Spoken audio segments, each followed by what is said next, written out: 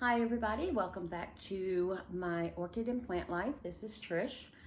Today we are going to repot this another grocery Phalaenopsis. One, I thought that the blooms on this thing were just amazing. I've kept her in her little rinkety-dinkety little plastic pot, but look at the blooms on that thing. Oh my God, like I told you before, I love, love, love the light with the dark contrast. I've had her for about a week and a half, and I've been getting her acclimated to not staying wet like they normally do in the store with the moss. So another cool thing on her is it looks like there's two plants in here, like there's one here and then there's one here, but from looking at it, the best I can tell without taking her out of the pot, I believe that it is a keiki grown off the mother plant. So once we take her out, we'll be able to tell really well. So right now I do have my Fiskars soaking in some alcohol. And then I do have my one glove. We have the pot that she's going to go in. I've just reused it. I've already cleaned, sanitized it. And then I've got my orchid mix here. And I've also gotten some sphagnum right here just in case. And my junk tray. I have a bigger one, but I couldn't get it to fit, and it's huge. So we're gonna set all this stuff off to the side for a second. I will put on the Le Glove. So, okay, so we have that on, and again, we'll kind of squeeze her out. It should be pretty easy for her to come out because I did wet the moss a little bit. Okay, we'll just throw that in there. And then I'm just going to gently remove the moss a little bit. It is starting to get moldy. I was going to wait till the blooms got done, but the moss is getting a little fungy and moldy, not fungy, algae and moldy. And just, I'm expecting, like in most cases, to have the nice extra moss ball in the middle with a bunch of dead roots, but we'll see. So I am kind of doing this really gently, just in case. Yep, and there it is. There it is, okay. She's got a nice root system. So I'm trying not to damage any of the roots because it will help her recover. And obviously these may die in the new media because it was used to being an all moss, and I'm going to mix her with moss and bark. And I will keep her more moist the first few weeks just while she acclimates to the new media. I find in my climate that kind of helps. And I might lose a couple of the buds, and that's okay. I was able to see what she looked like. I got a picture of her, so if I do lose the buds, at least I know what to expect when she reblooms. Unlike a lot of my other phals, when I first got them, I didn't keep the notes. I didn't keep pictures and all that stuff. I'm still not good at keeping a lot of notes. I'm getting better. But like I said, the main reason for starting this was so I could keep the notes for myself. And if I can help someone along the way, or I can get help from you guys along the way, then that works for me. So let's finish getting all this off of here. Now, I'm going to take her and I'm going to go rinse her off at the sink.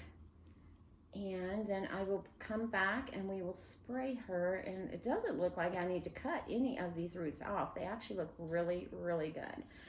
I might cut some of these that aren't in the pot off just because there's no growing tips on them. And sometimes if you cut them, it'll encourage them to grow again. And on closer inspection, that is a keiki. Let's see if I can show you. Can you see right there where she's come out? So it is a keiki from the mother plant. So, and they both look really, really healthy.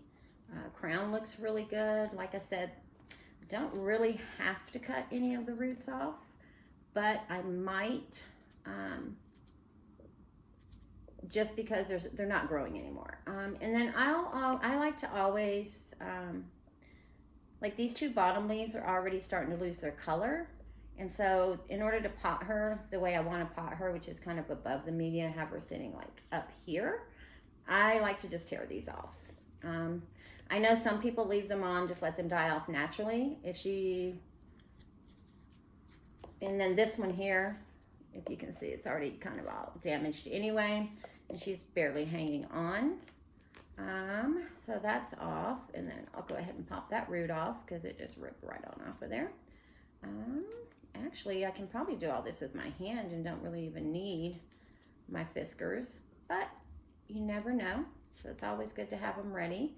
So I will go rinse her off, and then like I said, I'll probably just cut these that weren't in the media and that don't have growing tips, and they're really, I know they'll branch, but I'd rather cut them off and let her start new ones if she's going to do aerial roots, which I do love. And then this way they're nice and healthy and they're used to this environment. So I will be right back with that. Let me finish cleaning that off. All right, I'll be back. Okay, so we are back. I did grab a couple of things. I got my cotton balls, which I'll tell you what I use that for here in just a minute. But got my handy dandy peroxide. Now, there are people who say you don't need to use peroxide on every repotting, which might be true. However, I do it on every one just because you just never know. Better to kill it even if you don't see it, right? And then there are some people who say you should let them be dry before they repot or before you spray, because then it doesn't absorb, and then others do it while it's wet. I choose to do it after I rinse them off. And looking at this, I do see one little root here that has a little dying tip on it, so we'll let that kind of dry out just a bit here for a minute. So what do I do with my cotton balls? So as I've told you in a previous video, I'm a little bit on the anal side. So this is the same glove, guys. Like I said, with what's going on, I'm trying to be more conservative with my glove use. So I have sprayed it down with alcohol and cleaned it and everything. So I'm not touching the old media and then, you know, undoing what I'm trying to do. But what I like to do is I like to take my cotton ball and I will spray some hydrogen peroxide on it, make it nice and moist, and then I will wipe the leaves off. Now, why do I do that? You could use water, but I like to do this because just in case there is a pathogen or some kind of small bug that I can't see on there, it'll help get rid of it.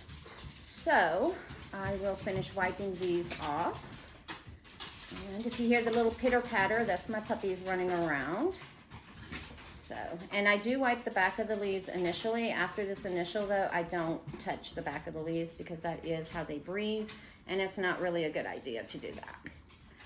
I used to use lemon water, which is a little bit of lemon juice and water, but I find that the hydrogen peroxide is a little bit better in getting all that junk off of there. So let's get that one clean. All right, and then we'll get the back side of this leaf here. All right. Now with the newer leaves, I don't touch them at all just because they are so very tender. And I don't want, you know, I don't want to mess up their growth and then have to wait for them to recover and do it again. So there's that. And then what we'll do is, I forgot about that one. So we will take, and like I said, they had that one up there, it is. So it's just a little piece. It's not soggy yet, but it was starting to brown a little bit, and it's kind of soft. So cut that off. Well, now that we've done that, we'll spray with our hydrogen peroxide.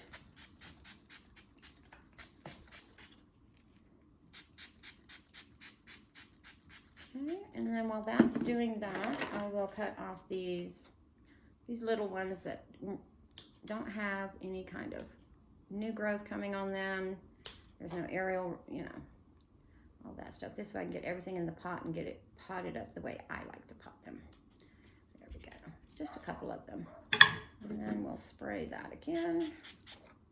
Okay, and then we'll let that sit for a minute, and then I will be back.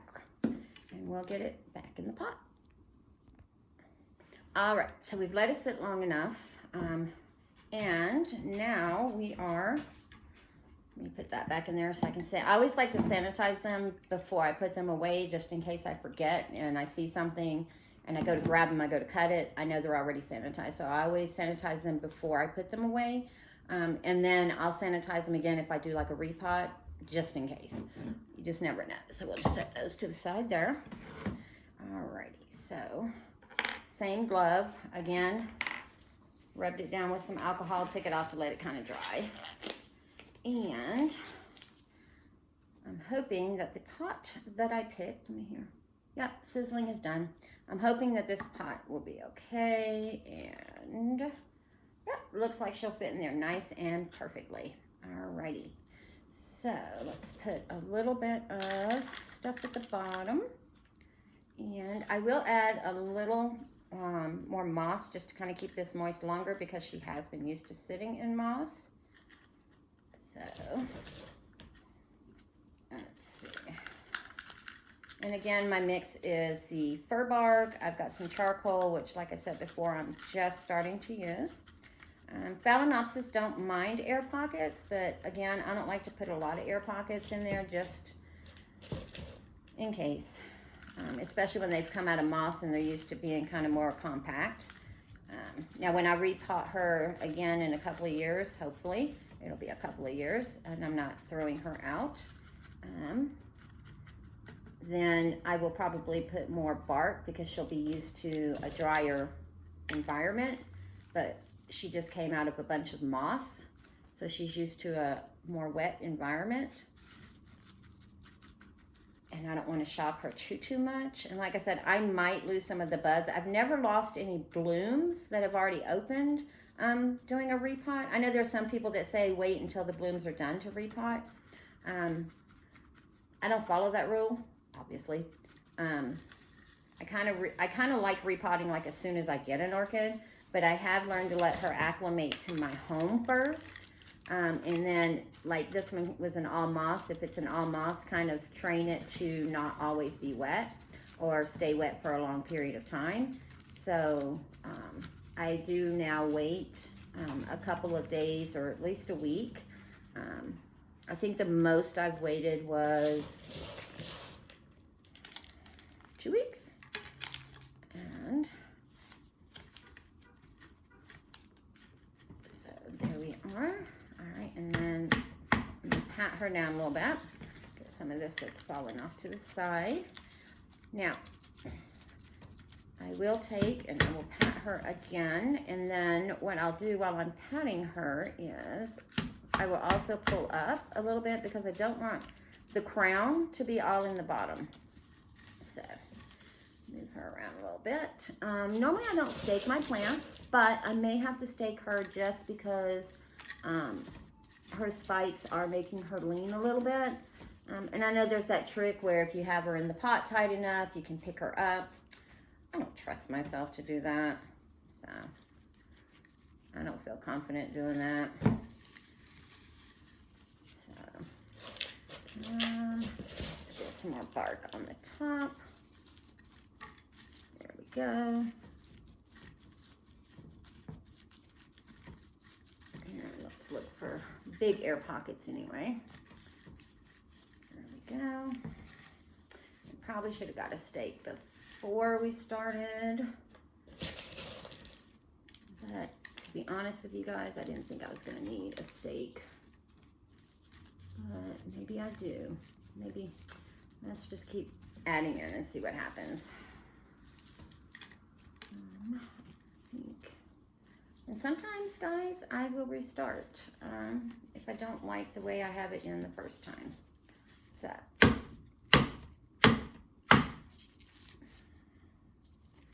yeah, see, she's a little wobbly in there right now. So, I think what I will do to help support her is, let me grab a stake. I have them right back here. So.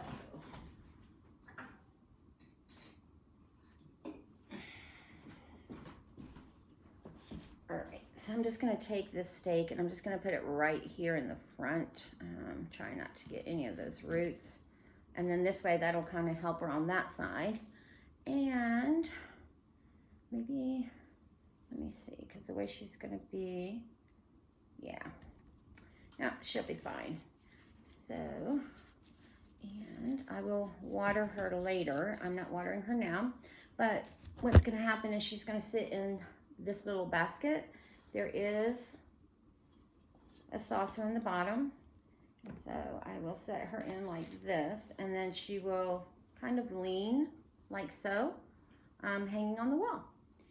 And then hopefully I didn't lose any of the buds, but like I said, if they blast, that's fine. I know what she looks like now, and there's enough flowers on here that if the buds do blast, I'll clip her back to where the blooms are, just so I don't see the dead stemming. And then hopefully the keiki will be coming soon behind, and I'm sure once I water her, she'll probably stabilize a little bit better. But right now, she is a little loose in her pot. But like I said, some people will pick it up or like really cram it in there. I want her to get used to the airier mixture. And today is watering day, so like I said, she'll get some water here in a little bit. And I won't give her a whole lot. I'll kind of slowly water her over the next couple of days, just for her to kind of get more used to not being wet all the time.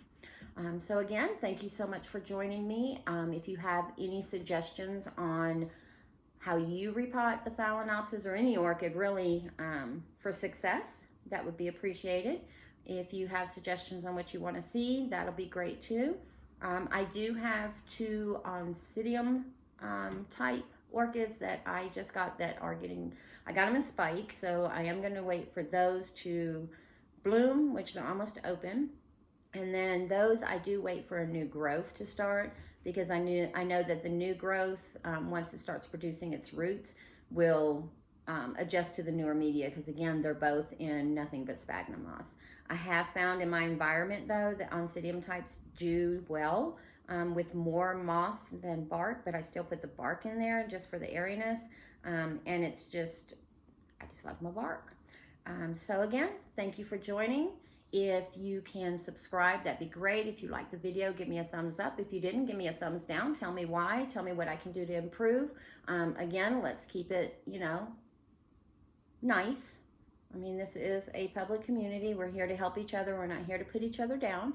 So any advice that you have for me will be much appreciated, and for anyone else who may be viewing the channel. Again, have a wonderful day, and we'll see you again on the next one.